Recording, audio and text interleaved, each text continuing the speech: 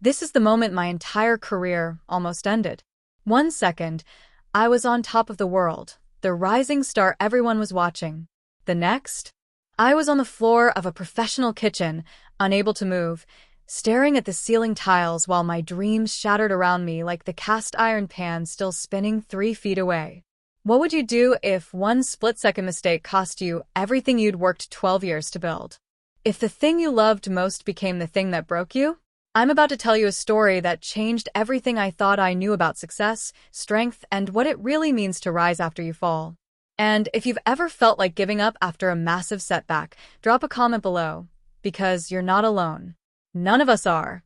Her name was Maya Torres, 28 years old, junior sous chef at Ember and Oak, one of Chicago's most exclusive restaurants, the kind of place where reservations book out 3 months in advance and a single entree costs more than most people spend on groceries in a week. But Maya didn't come from that world.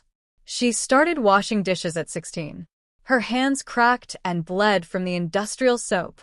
She worked the jobs nobody wanted, the late-night shifts, the holiday doubles, the Sunday brunches that stretched into oblivion. While other teenagers were at homecoming dances, Maya was learning to julienne vegetables in a prep kitchen that smelled like bleach and yesterday's fish stock. She had a reason. Actually, she had the best reason in the world. At 21, Maya became a mother. Her daughter, Lucia, was born 3 weeks early, 5 pounds, 2 ounces of pure determination wrapped in a pink hospital blanket. The father? Gone before the first ultrasound. Maya's family? Supportive, but barely scraping by themselves. So Maya made a choice. She would become the chef she always dreamed of being, not just for herself, but for that little girl who deserved to see her mother build something from nothing. 7 years later, she'd clawed her way up. Prep cook, line cook, station chef, junior sous chef. Every promotion earned through 16-hour days and burned fingertips and the kind of exhaustion that makes your bones ache. And now the executive chef position at Ember and Oak was opening up in 3 months. The interview process had already begun. Maya was the favorite. Everyone knew it. Head chef Marcus had practically told her the job was hers to lose. This was it. This was everything. The promotion meant a real salary, not just hourly wages scraped together between shifts. It meant health insurance. It meant Lucia could join the after-school art program she'd been begging for. It meant stability, security, proof that a girl from the South Side with nothing but burns on her forearms and fire in her belly could make it. All she had to do was keep her head down and survive the next 3 months without any mistakes. Just 3 months. February 14th. Valentine's Day. If you've never worked in a restaurant on Valentine's Day, let me paint the picture for you. It's controlled chaos. It's every table filled, every reservation running late, every couple expecting perfection because they paid $300 for dinner, and this night has to be special. The kitchen runs like a machine, but machines break when you push them too hard. Ember and Oak had 180 reservations that night. Maya arrived at 2 p.m. for prep. By 5 p.m., the seafood delivery was 90 minutes late. By 6 p.m., one of their ovens died mid-service. By 7 p.m., their newest line cook was hyperventilating in the walk-in freezer because he couldn't keep up with the orders. Maya didn't panic. She never panicked. That's what made her good. She jumped onto the fish station, calling out orders while plating entrees with surgical precision. Seared scallops, 6 minutes. Pan-roasted halibut, for orders, fire now. The rhythm of the kitchen became her heartbeat. Sharp, fast, relentless. Maya. Pan-seared branzino, table 12. They've been waiting 20 minutes. Chef Marcus's voice cut through the noise. She was already moving. The cast iron pan on the burner glowed with heat, 600 degrees, maybe more. She'd grabbed pans like this 1,000 times. Muscle memory. Reach, grab, plate, move. But muscle memory doesn't account for the truffle oil that had dripped onto the rubber mat beneath her feet. It doesn't account for the fact that she'd been on her feet for 6 hours straight. It doesn't account for the moment when your hand wraps around a handle that someone forgot to cover with a dry towel. The burn was instant. Searing. Her hand released on instinct. Her foot slipped. And Maya Torres, the woman who never made mistakes, who never showed weakness, who'd built her entire identity on being unbreakable, fell. Not a stumble, a fall. Her wrist hit first, trying to catch herself. Then her head, a sharp crack against the stainless steel prep table on the way down. Her body crumpled onto the mat, and the pan clattered beside her, spraying hot oil across the floor. The kitchen went silent. In a place that never stops moving, everyone stopped. Call 911. Now. Chef Marcus was already kneeling beside her. Maya tried to speak. Tried to stand. Her vision blurred. Her wrist, she couldn't move her wrist. And her head. Everything was spinning, tilting wrong. Stay still. Don't move. The ambulance is coming. She wanted to argue. Wanted to say she was fine. Wanted to get up and finish service because that's what you do in a kitchen. You push through, you survive. You never show weakness. But when she tried to lift her arm, the pain made her vision go white. Have you ever had a moment where time just stopped? Where everything you thought was solid suddenly wasn't? Hit that like button if you know that feeling, because what happened next changed everything. The emergency room smelled like antiseptic and broken dreams. Maya sat on a vinyl bed with paper crinkling beneath her while a doctor with tired eyes reviewed her x-rays. Fractured wrist, clean break, but it would need a cast. Severe concussion, no screens, no bright lights, rest for at least 2 weeks. Possible nerve damage in her hand. They wouldn't know the extent until the swelling went down. 6 to 8 weeks minimum recovery. Maybe longer. The doctor kept talking, but Maya stopped hearing the words. 6 to 8 weeks. The executive chef interviews were in 10 weeks. She'd missed the prep period. She'd missed the chance to prove she could handle the pressure. Someone else would step up in her absence. Probably Jason, the senior sous chef who'd been circling the position like a shark. By the time she came back, the decision would already be made. 12 years. 12 years of sacrifice, and it ended on a slick patch of truffle oil. Her phone buzzed. A text from her neighbor. Picked up Lucia from school. She's asking about you. What should I tell her? Maya stared at the message until her eyes blurred with tears. What could she tell her daughter? That mommy failed? That the dream was over?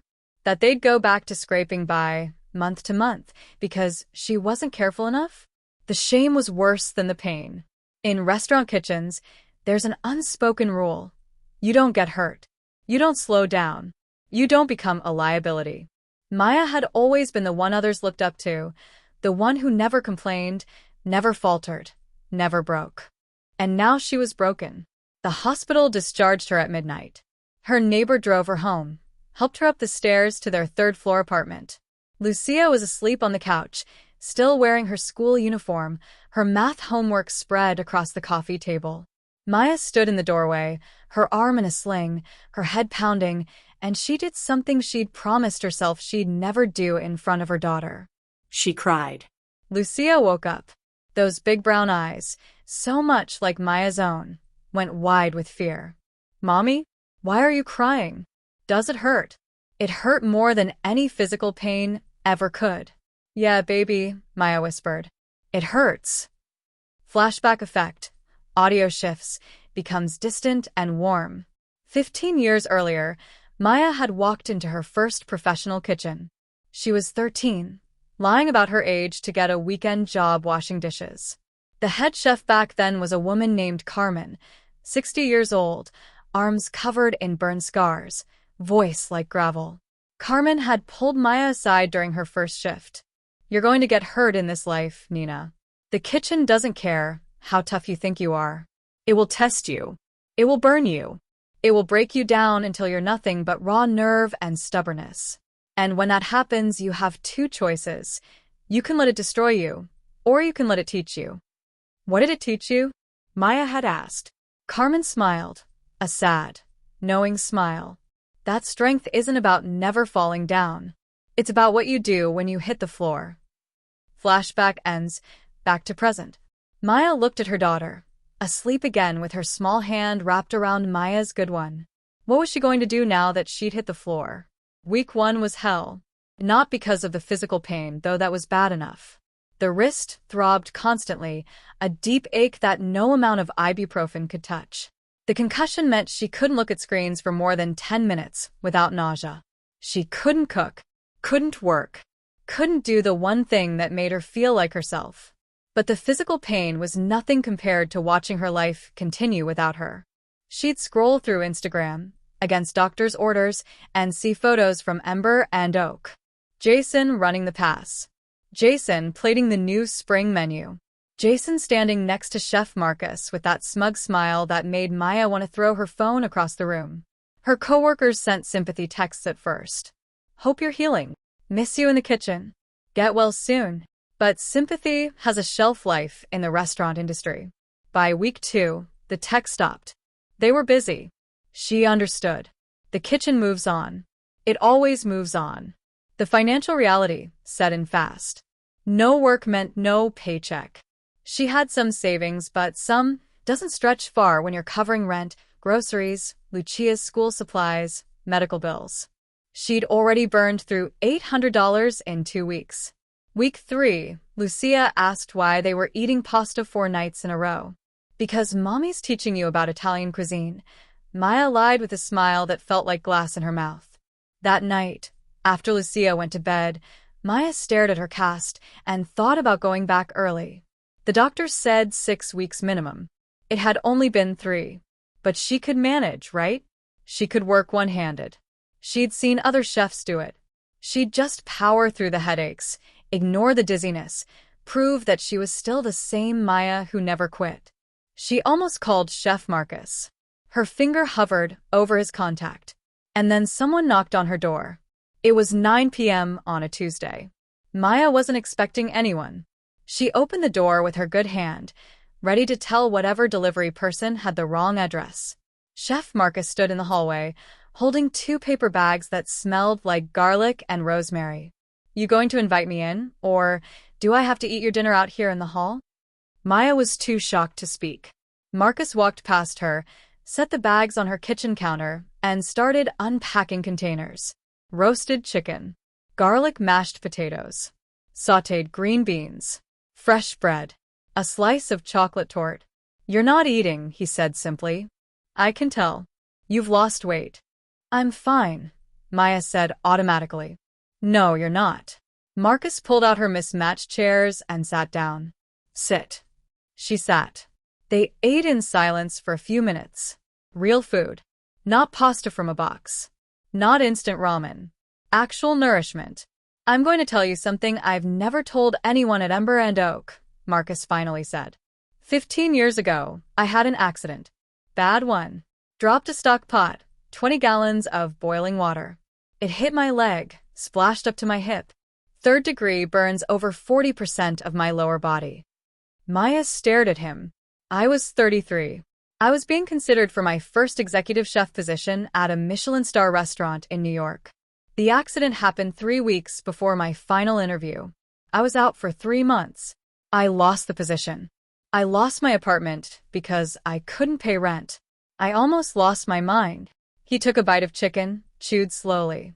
You know what I did? I tried to go back after 6 weeks. Told myself I was fine.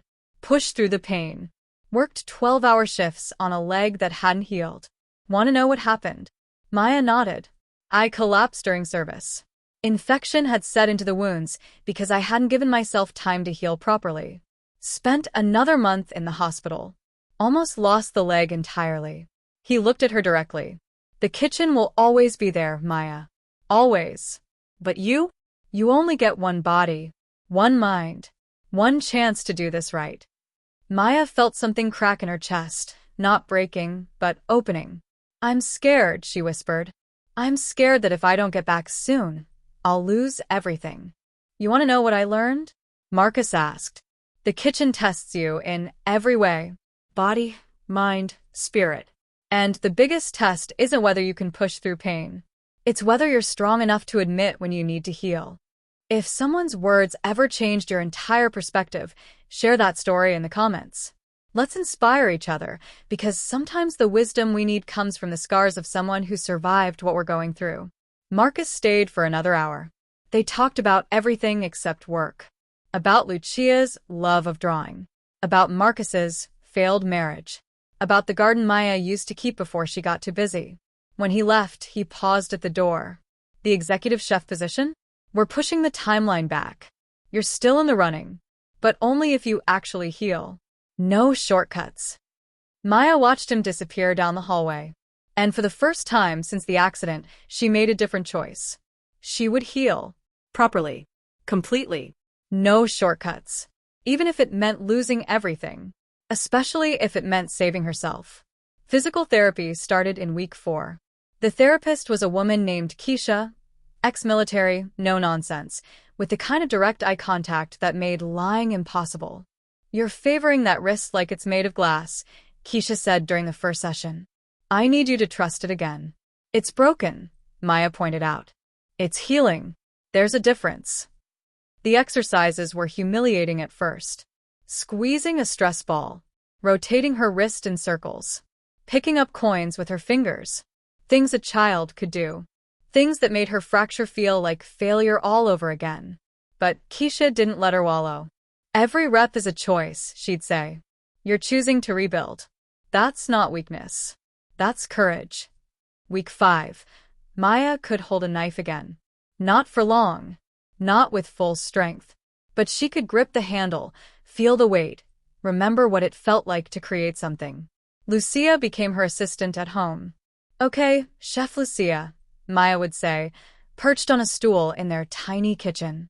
We need 3 eggs, cracked into that bowl. Think you can handle it? Lucia took her role seriously.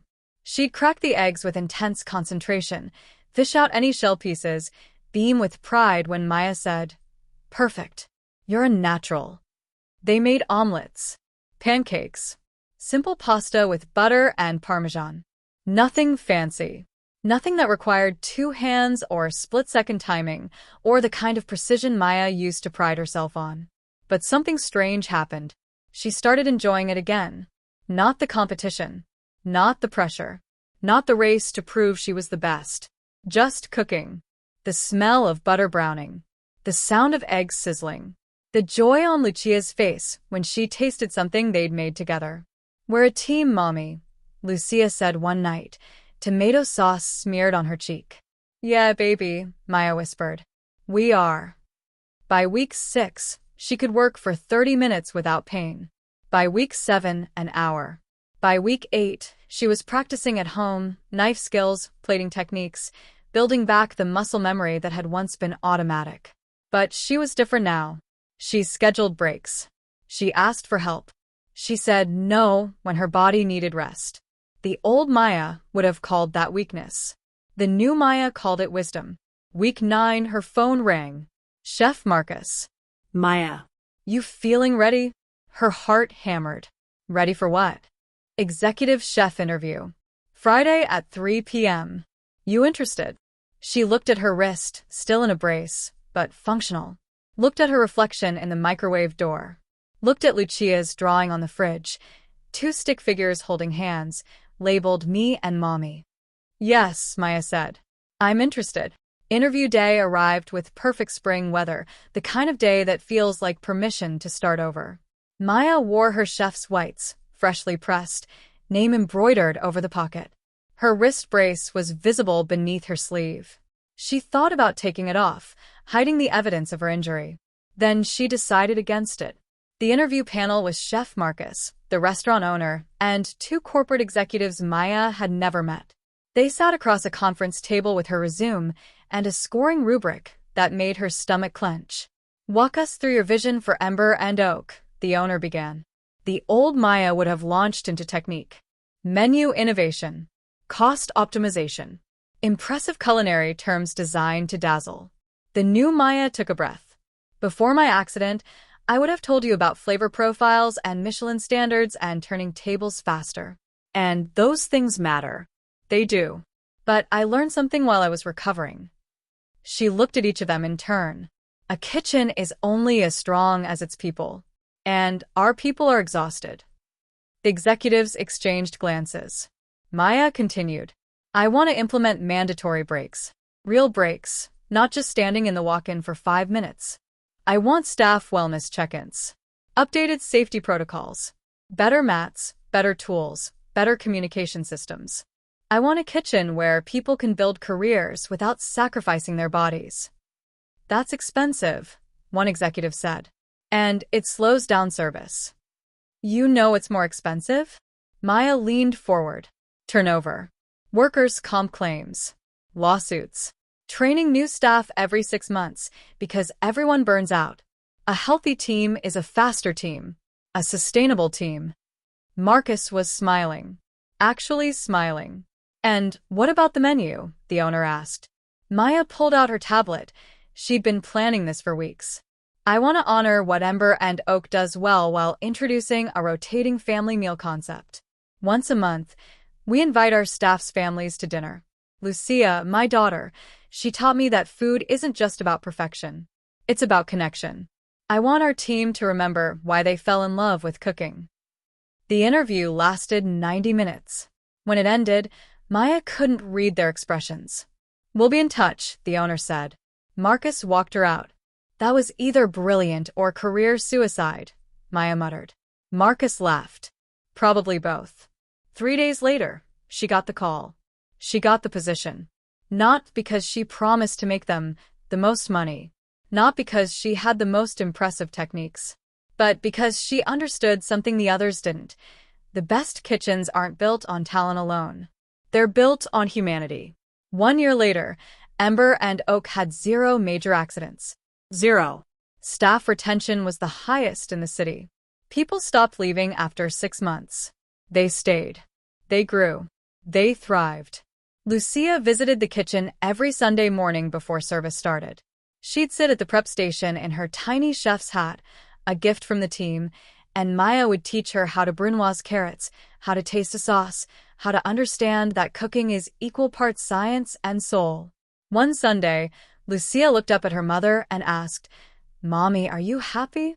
Maya paused, knife in hand, surrounded by her team prepping for service. She thought about the fall, the pain, the fear, the moment she thought everything was over. And she realized, falling wasn't the end of her story. It was the beginning of the real one. "Yeah, baby," Maya said, pulling her daughter close. "I'm happy. Here's what I need you to understand. Your setback isn't your ending. It's your education. That moment when everything falls apart, that's not failure. That's the universe asking you a question. Who do you want to be when you rebuild?" Maya could have gone back to being the chef who never stopped, never rested, never asked for help. She could have won the position by sacrificing everything, her health, her relationships, her humanity. Instead, she learned that true strength isn't about never falling down.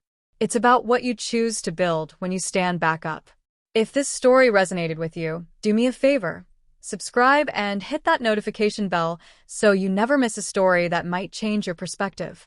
Share this with someone who needs to hear it today, someone who's on the floor right now wondering if they'll ever stand again.